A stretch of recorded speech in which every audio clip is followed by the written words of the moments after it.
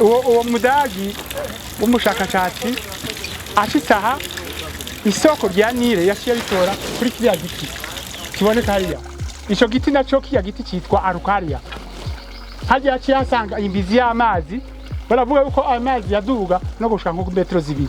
Acyarayegeranya ntiyateze kurengana haje rero ngo aje kurondera isoko inyuma y'umutumba yaba yinjiye mu yandi mazi ya Kongo ataje hamwe naye. Nukuvuga ko yarashitse rero.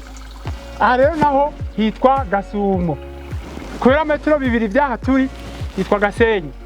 Kubera metero 5 byaha turi hitwa Kigira. Kubera metero 15 haca hitwa Ruvyironza ni Mahwa. Ubandanije gushika Igitega ahantu hitwa Imugera hacatangura kwitwa Ruvubu. Akacagenda Muyinga acasohoka i Rwanda akacitwa Kagera. Agiye muri Tanzania acayitwa Victoria. Ashisigwa Uganda acayitwa Victoria Nile. Abandanije muri Sudani y'Epfo acayitwa Albert. Sudani ya ruguru acayitwa Bahar el Jebel.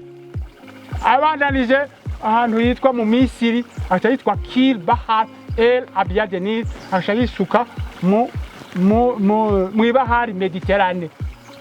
Aya mazi rero iryo mari korose ngaha rizoshika mu ibahari Mediterane haciye amezi 6.